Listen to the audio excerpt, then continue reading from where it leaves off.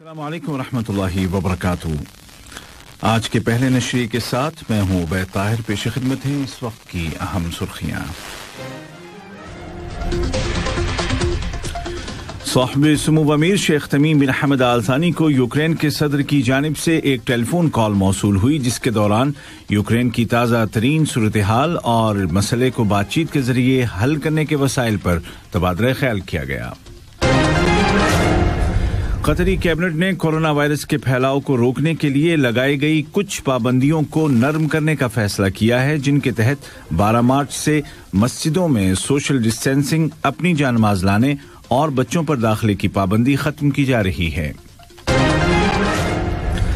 آج سے قطر کی زرعی اور ماحولیاتی عالمی نمائشوں کا آغاز ہو رہا ہے، جن میں بڑے پیمانے پر مقامی اور عالمی کمپنیاں شرکت کر رہی ہیں۔ اور یوکرین کے صدر نے کہا ہے کہ ماریوپول نامی شہر کے اسپتال پر روس کا حملہ ایک جنگی جرم ہے۔ اور اب پیش خدمت ہے اردو ریڈیو قطر FM 107 سے آج کا پہلا مفصل نشریہ۔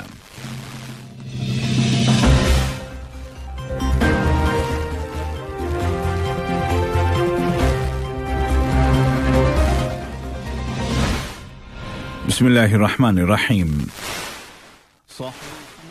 شیخ تمیم بن حمد آل ثانی کو یوکرین کے صدر جناب ولودیمیر زیلنسکی کی جانب سے ایک ٹیلی فون کال موصول ہوئی، جس کے دوران یوکرین کی تازہ صورتحال اور بحران کو پرامن اور سفارتی ذرائع سے حل کرنے کے طریقوں پر غور کیا گیا۔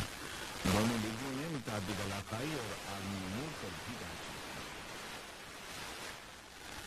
قطری کیبنٹ نے supreme committee for crisis management کی رپورٹ کی روشنی میں کورونا وائرس کے پھیلاؤ کو روکنے کے لیے لگائی گئی کئی پابندیوں کو نرم کرنے کا فیصلہ کیا ہے۔ کابینہ نے ٹرانسپورٹ مینز اور کھلی اور بند عام اور پرائیویٹ جگہوں پر کیپیسٹی کے حوالے سے عائد پابندیوں کو اٹھانے کا اعلان کیا ہے۔ البتہ کلوز پبلک پلیسز پر وہی لوگ جا سکیں گے جو فلی ویکسینیٹڈ یا ریکورڈ ہوں یا کسی میڈیکل ریزن کی بنا پر انہیں ویکسین نہ لگائی جا سکتی ہو۔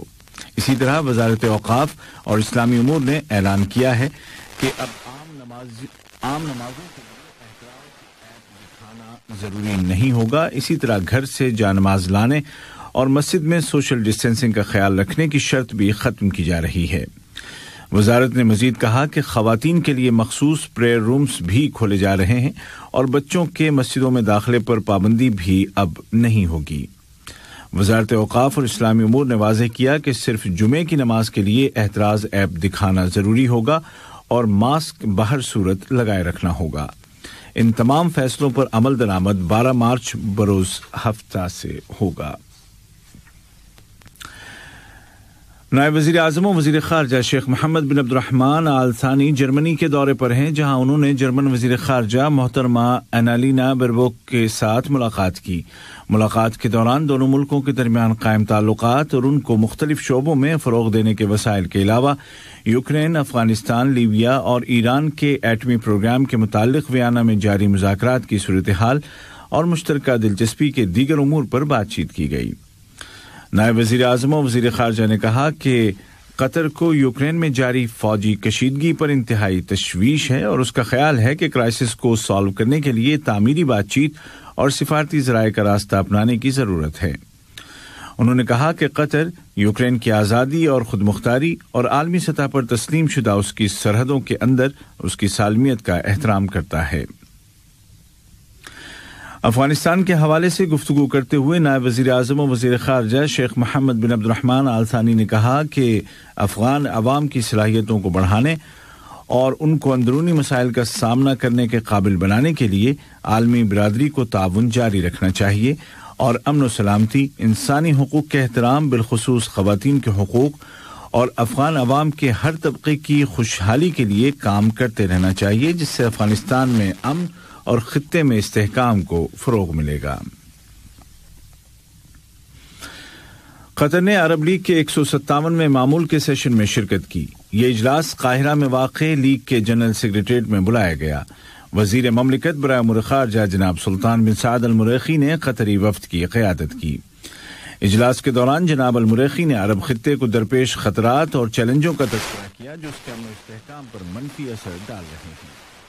انہوں نے کہا کہ مسئلہ فلسطین عرب قوم کا مرکزی مسئلہ رہے گا۔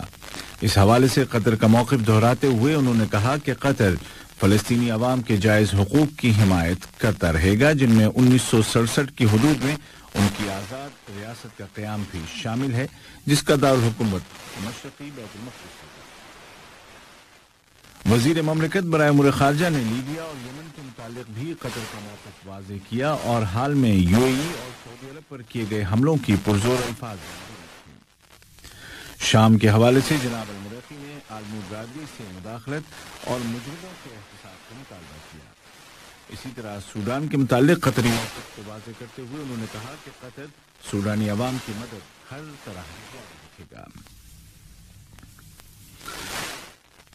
عرب لیگ کونسل کے وزارتی اجلاس کے موقع پر ریاست قطر نے مقبوضہ بیت المقدس میں اسرائیلی کارروائیوں کو روکنے کے لیے اقدامات کرنے کی ذمہ دار عرب وزارتی کمیٹی کی میٹنگ میں شرکت کی۔ اجلاس کی سائیڈ لائن پر وزیر مملکت برائے امور خارجہ جناب سلطان مسعد المریخی نے تونس کے وزیر برائے امور خارجہ اور امیگریشن اور بیرون ملک رہنے والے تونسی شہریوں کے امور کے وزیر جناب عثمان الجویلی کے ساتھ ملاقات کی، جس کے دوران دو طرفہ تعاون پر مبنی تعلقات اور مشترکہ دلچسپی کے متعدد معاملات زیر بحث آئے۔ معاون وزیر خارجہ محترمہ لؤلؤہ بنت راشد الخاطر کے ساتھ ملک کے دورے پر آئے ہوئے برطانوی وزیر اعظم کے خصوصی ایلچی اور کامن ویلتھ اور اقوام متحدہ کے امور کے لیے وزیر مملکت لارڈ احمد نے ملاقات کی۔ ملاقات کے دوران دو طرفہ تعاون کے علاوہ افغانستان کے لیے ڈونیشن جمع کرنے کے متعلق اقوام متحدہ کی کانفرنس کو کامیاب بنانے کے ذرائع اور افغانستان میں انسانی امداد جاری رکھنے کی اہمیت پر تبادلہ خیال کیا گیا۔ اسی طرح معاون وزیر خارجہ کے ساتھ ملک میں یورپی اتحاد کے سفیر ڈاکٹر کرسٹیان تودور نے ملاقات کی، جس کے دوران قطر اور یورپی یونین کے درمیان قائم تعلقات اور ان کو بڑھانے کے طریقہ کار اور مشترکہ دلچسپی کے امور پر تبادلہ خیال کیا گیا۔ یہ خبریں آپ اردو ریڈیو قطر FM 107 سے سن رہے ہیں۔ وزارت خارجہ نے ملک میں متعین متعدد سفیروں کا ایک رابطہ اجلاس بلایا، جس کے دوران دوحہ میں آئندہ اتوار کو مجوزہ چارڈ امن و مذاکرات کے متعلق بات چیت کی گئی۔ اتوار کو ہونے والے چارڈ امن و مذاکرات میں عبوری فوجی کونسل اور مسلح جماعتوں کے نمائندے شرکت کر رہے ہیں۔ رابطہ اجلاس کی صدارت وزیر خارجہ کے خصوصی ایلچی برائے انسداد دہشت گردی اور تنازعات میں ثالثی ڈاکٹر مطلق بن ماجد القحطانی نے کی۔ انہوں نے کہا کہ قطر چارڈ کے مختلف فریقوں کے درمیان مذاکرات کی میزبانی کا منتظر ہے، جس میں متعدد ملکوں اور عالمی اداروں کے نمائندے شرکت کریں گے جو قطر کی کوششوں کی حمایت کرتے ہیں۔ شورا کونسل بحر ابیض متوسط یا میڈیٹرینین سی کے کنارے آباد ملکوں کی پارلیمنٹ کی جنرل کانگریس کے 16ویں اجلاس میں شرکت کر رہی ہے۔ دبئی میں ہونے والے اس اجلاس کی میزبانی یو اے ای کی متحدہ قومی کونسل کر رہی ہے۔ اجلاس میں خطے کے متعدد سیاسی اور سیکورٹی مسائل اور دہشت گردی کے بڑھتے ہوئے خطرات پر غور کیا جائے گا۔ اس کے علاوہ ایجنڈے پر درج دیگر امور بھی زیر بحث آئیں گے۔ قطر میں آج جمعرات سے زرعی اور ماحولیاتی کا آغاز ہو رہا ہے۔ ان عالمی نمائشوں کا اہتمام وزارت بلدیات اور وزارت ماحولیات کر رہی ہے۔ ایگزیبیشنز کا مقصد زرعی ترقی اور فوڈ سیکورٹی کے متعلق منصوبوں کو سپورٹ کرنا اور خود کفالتی اور ماحولیاتی تحفظ کو مستحکم کرنا ہے۔ اس موقع پر دنیا کے مختلف ملکوں سے ماہرین، سرمایہ کار اور فیصلہ ساز شخصیات موجود ہوں گی اور زرعی سیکورٹی اور پائیدار ماحولیات جیسے اہم امور پر غور و خوض کیا جائے گا۔ یوکرین کرائسس کا 15واں دن شروع ہو چکا ہے اور کشیدگی میں مسلسل اضافہ ہو رہا ہے۔ یوکرین کے صدر جناب ولودیمیر زیلنسکی نے کہا ہے کہ ماریوپول نامی شہر میں بچوں کے اسپتال پر روس کا حملہ بقول ان کے ایک جنگی جرم ہے۔ اسی دوران میں امریکہ نے عہد کیا ہے کہ وہ روس کے خلاف مزید پابندیاں لگائے گا۔ امریکی صدر جو بائیڈن نے اس حوالے سے یورپی ملکوں کے رہنماؤں سے بات چیت کے بعد روس کی پیٹرول برآمدات پر پابندی لگانے کا اعلان کیا اور یورپی رہنماؤں سے بھی اسی طرح کے فیصلے کا مطالبہ کیا۔ دوسری جانب روس کے صدر ولادیمیر پوتن نے بھی مغربی ملکوں کی کمپنیوں کے خلاف پابندیاں لگانے کا فیصلہ کیا ہے۔ ادھر امریکی وزارت دفاع کے ترجمان جان کربی نے کہا ہے کہ جنگی جہاز MiG 29 کو یوکرین بھیجنا ایک بڑا رسک ہے، البتہ امریکہ یوکرین کی فوجی امداد جاری رکھے گا۔ अमरीकी वज़ीर ख़ारजा एंथोनी ब्लिंकन ने यूक्रेन के वज़ीर ख़ारजा दिमित्रो कुलेबा के साथ टेलीफोन पर बातचीत की है, जिसके दौरान यूक्रेन के लिए इंसानी और सिक्योरिटी सपोर्ट को बढ़ाने के तरीक़ेकार पर गौर किया गया। इससे कबल अमरीकी वज़ीर ख़ारजा ने बरतानिया की वज़ीर ख़ारजा मोहतरमा लिज ट्रस के साथ एक मुश्तरका प्रेस कॉन्फ्रेंस में जोर देकर कहा कि यूक्रेन पर हमले की पादाश में मॉस्को का मुहासबा होना चाहिए। उधर तुर्की आज रूस के वज़ीर ख़ारजा सेर्गेई लैवरोव और यूक्रेन के वज़ीर ख़ारजा दिमित्री कुलेबा की मेज़बानी कर रहा है। तुर्क वज़ीर ख़ारजा मौलूद चावेशोगलू भी इस मुलाकात में शिरकत करेंगे। वाज़ेह है कि तुर्की यूक्रेन क्राइसिस से निकलने के लिए सालिसी की कोशिशें कर रहा है। और अब खबर खेल की दुनिया से।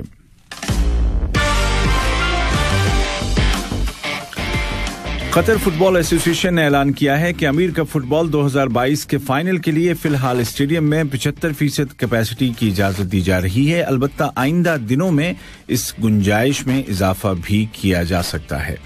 वाज़ेह है कि 50वें अमीर कप फुटबॉल का फाइनल मैच 18 मार्च को खलीफा इंटरनेशनल स्टेडियम में खेला जाएगा। यूरोपियन चैंपियंस लीग फुटबॉल के राउंड ऑफ 16 के सेकंड लेग में कल रात रियल मैड्रिड ने पीएसजी को 3-1 से हराकर क्वार्टर फाइनल के लिए क्वालिफाई कर लिया। कल ही खेले गए एक दीगर मैच में इंग्लिश क्लब मैनचेस्टर सिटी ने 5-0 के फर्क से पुर्तगाल के क्लब स्पोर्टिंग लिस्बन को शिकस्त देकर टूर्नामेंट से बाहर कर दिया।